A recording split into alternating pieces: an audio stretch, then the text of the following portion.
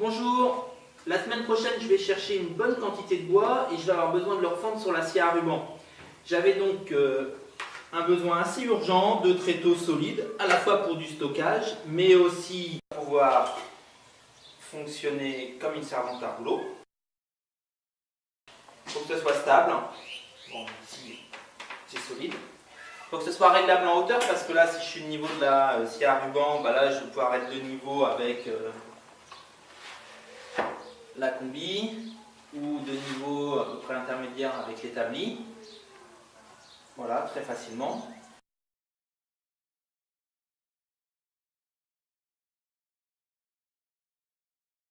Il y a quelque temps, j'avais récupéré des planches de bois exotique en 35 mm déjà dégauchies. Je les utilise pour me simplifier la vie pour cette réalisation. Ce n'est peut-être que des tréteaux, mais j'ai un paquet de pièces, alors je préfère bien les identifier avant de passer aux usinages.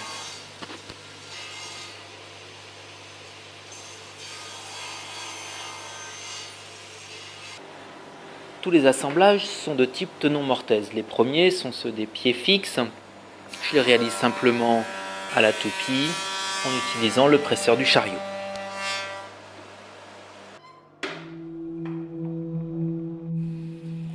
Je réalise ensuite autour une gaine en contreplaqué afin d'aménager un logement qui permettra à la partie mobile de coulisser.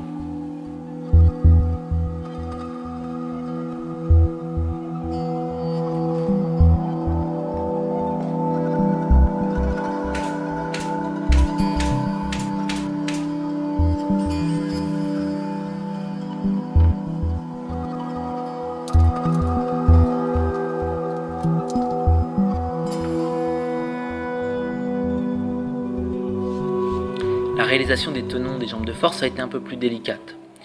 Le bras de mon presseur est trop court. J'ai donc dû fixer avec celui-ci mon martyr et fixer sur le martyr une sauterelle.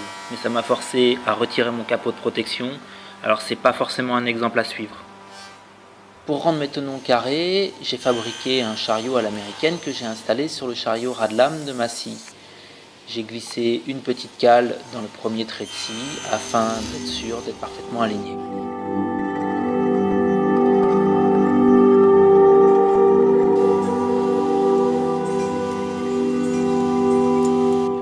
Malgré cette précaution, il m'arrive d'avoir à refaire une petite retouche ou deux au ciseau à bois.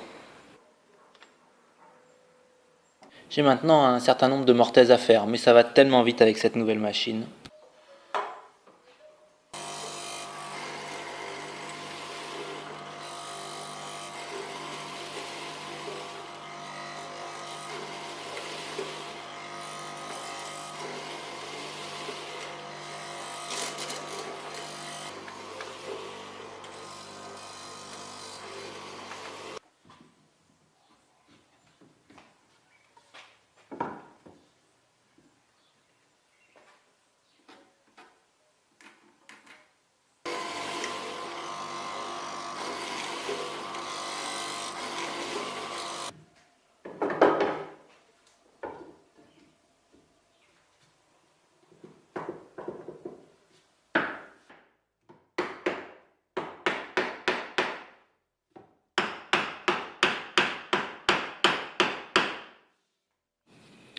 Les premiers assemblages à blanc sont bien passés, je peux maintenant passer à la réalisation de la traverse. J'ai des grands tenons traversants à réaliser et ça dépasse les capacités de mes plateaux à tenonner. Je décide donc de les faire à la scie à ruban.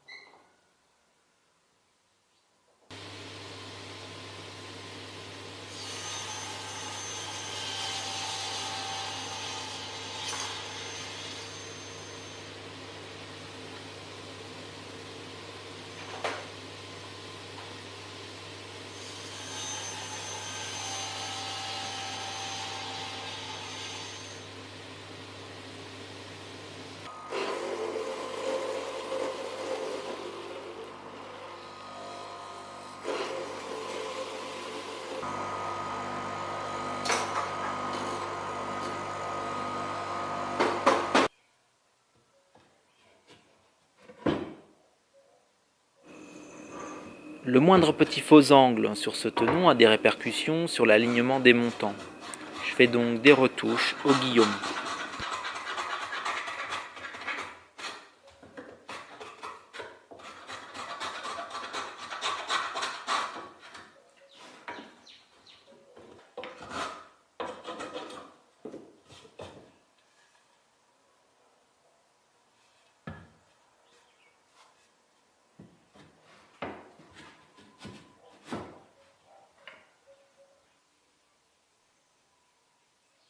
Ok.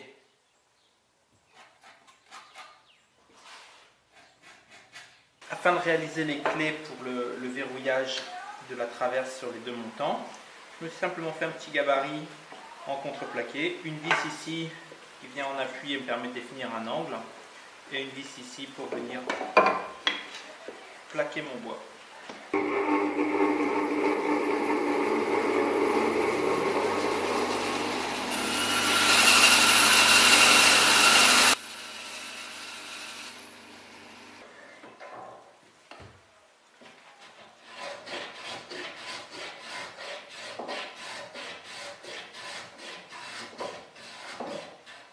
Donc devoir faire un trou légèrement incliné. J'ai fait dessous un calage avec les coins, ce qui me permet d'être sûr d'avoir un trou ayant la bonne inclinaison. Maintenant que tous mes bois sont préparés, je peux faire la finition, ponçage et arrondi des angles.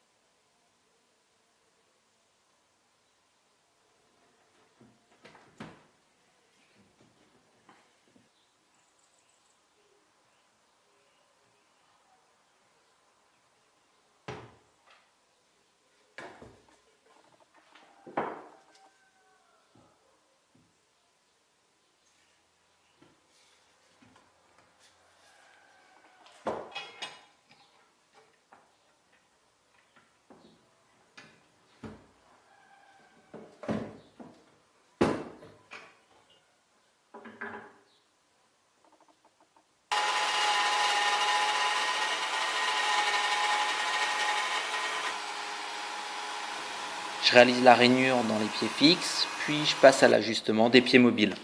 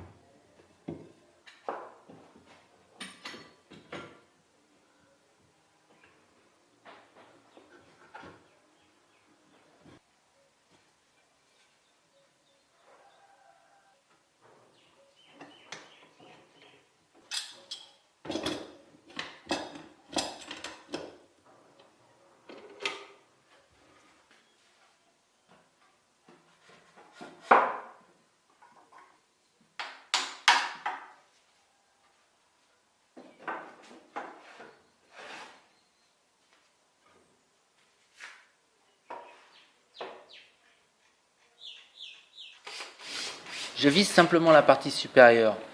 Il n'est pas exclu que dans quelques temps, elle ait eu quelques coups de scie, quelques coups de marteau et qu'il faille la changer.